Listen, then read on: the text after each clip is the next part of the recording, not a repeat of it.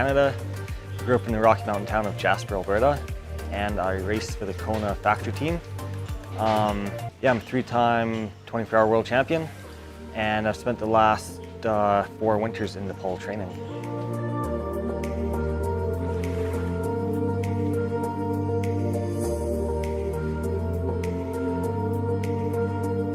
Last year I showed up in Nepal end of October, and first thing my coach Luke Way from Balance Point Racing in Canada arrived with his wife Stacy, and they did a 1-week training camp with the Nepali riders at the NCR training center. So there they tested, bike fitted, gave some coaching courses to the Nepal national team.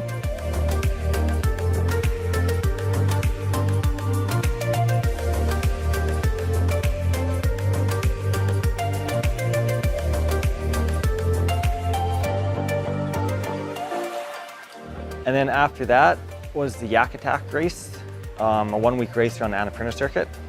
So I went there for the 4th consecutive year. I took the title. And then 1 week after that, I did the Annapurna 24-hour challenge, which is to ride Besti Sahara to Beni in under 24 hours. And that's as a fundraiser for the Nepal Cycling Center. So I did that end of November. And then after that was off season. So went trekking up to the Everest region, spent a bit of time in Thailand, and then the last 4 months I've been up in, I flew to Tumlingtar and did a trek for 1 month up to the Everest base camp. Happy New Year's to all my friends and family back in Canada and around the world. Yeah, just up here on Gokyo-ri, 5,300 meters. Yeah, sun setting, it's probably about minus 25, and yeah, pretty gorgeous up here. And that is Mount Everest, a little bit of cloud cover, and that's Mount Choyu, 8,000 meters, that on the other side. Yeah, anyways, nice spot to end the decade, and yeah, see you all in 2020. And then we did a training camp with the Nepal national team in the Solukhumbu.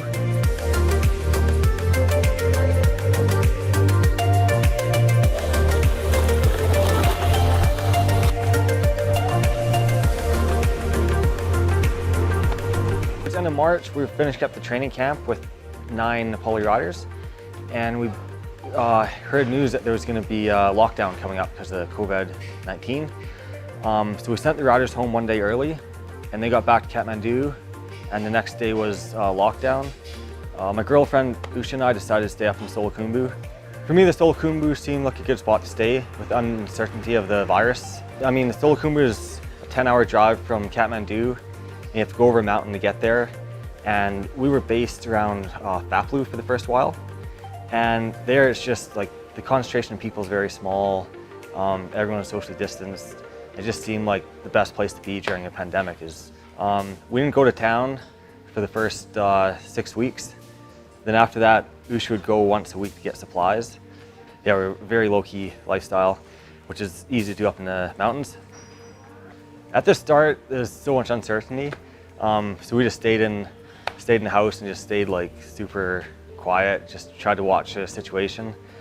Then as it became apparent that it was not really taking off in Nepal, it was a little bit relaxed. We would go for small rides up in the forest, I mean away from everyone, just straight from the house in the forest. It's Cory Wallace here in Nepal. I'm currently in self-isolation up here in the Himalayas. Yeah, the government here has asked us to stay away from people, lockdown, social distance. So yeah, up here in the mountains, listening to them. It's yeah, it's hard to not be racing and group riding and training right now, but it's what they're asking us to do, so we're gonna stick to that. Yeah, the governments know what's going on, so we gotta listen to them. And it's not a time to be selfish, so we gotta team up, beat this coronavirus, and get back to our daily lives and bike racing soon. For the first bit, we stayed with a friend just outside of Phaplu, and the neighbors were a couple of Nepali families. We grew really close to them. They would give us potatoes and all the local food, spinach and chicken, eggs and stuff. And we did some work with them, and it was just cool to be immersed in the Nepali culture. Okay, that's good.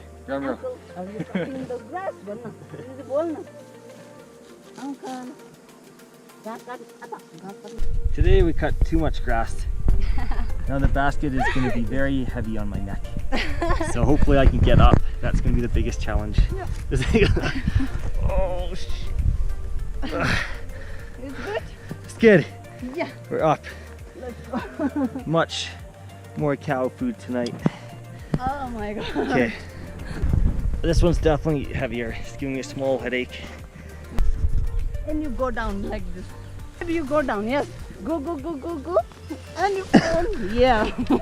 Lost my hat, but There's this one here. it's cool just to have a slower pace of life for a while.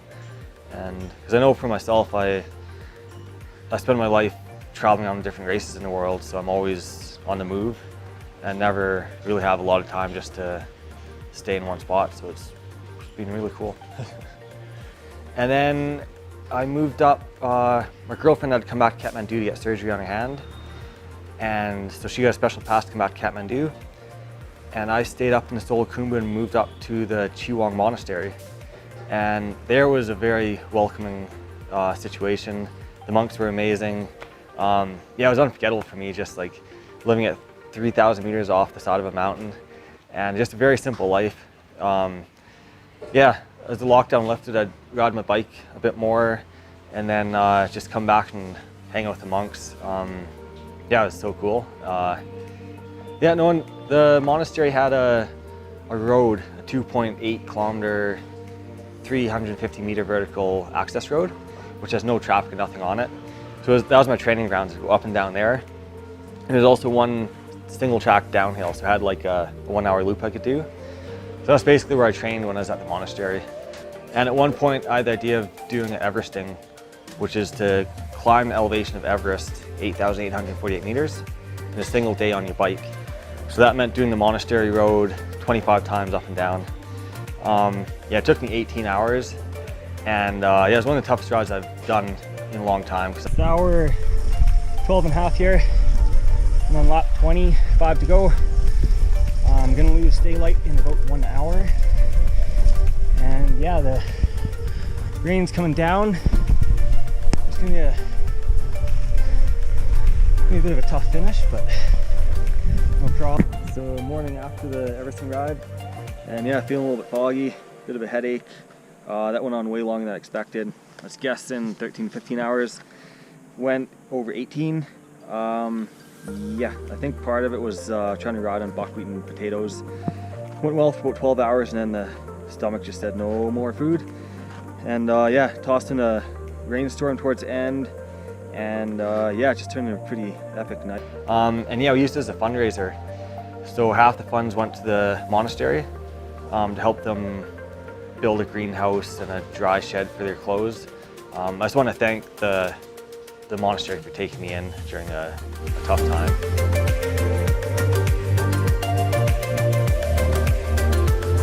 And then a poor 25% went to Kona to help feed the poor in Kathmandu.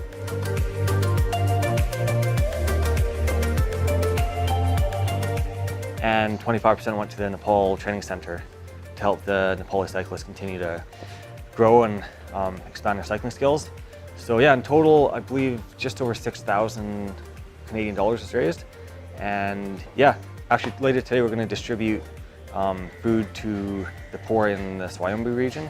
It's been good to have a few projects going during the lockdown because we can't really live our normal lives, so it just keeps me occupied while I wait for a flight to Canada.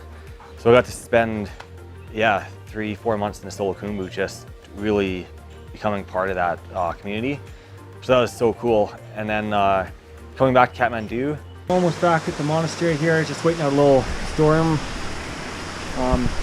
Yeah, that trip to back to Kathmandu didn't go so well. Yeah, had a bunch of bad weather. Got to Pateli pretty late, and then the next morning got stuck at the Okadunga checkpoint for over 3 hours.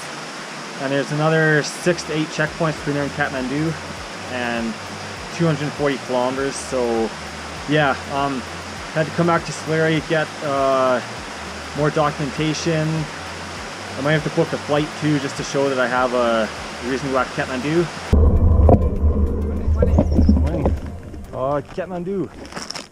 Ah, Yeah, pass. sudah pas ya? Pass, yeah. Got the permits I need and some good weather right now. And yeah, hopefully we'll be in Patele tonight and Kathmandu tomorrow.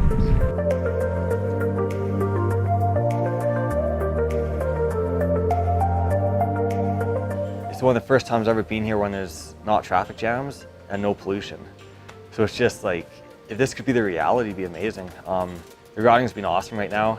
You can just hop on your bike, go wherever you want. You don't even need your protection from the pollution. There's no traffic. So yeah, it's really cool. It'd be awesome if it could stay this way. Yeah, I think up in the Solukhumbu, there's no active cases. So everyone's living a pretty normal life. Here in the city, there are some cases, and everyone's pretty relaxed for my taking. I think in Nepal, people deal with a lot of difficult situations. So COVID-19 is just another one. So it's just like continue life as normal. And yeah, I've been away from Canada for 9 months. So I'm looking forward to seeing my friends and family. That's a long time to be away from home. And to just get back to Canada for the Canadian summer. And to see my team as well, the Kona factory team. Haven't seen those guys in a while. I love Nepal, love Canada, so it's nice to have a balance of both. Nepal advertised lifetime experiences for Visit Nepal 2020. And yeah, they deliver that one for sure.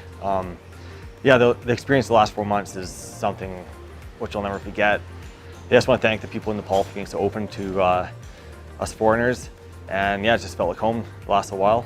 Nepal's a beautiful place to visit, so hopefully it can come back to the way it was, and tourism can come back and help the economy take off again, because I know there's a lot of unemployment right now. So yeah, goodbye for now. I'll be back, just don't know when.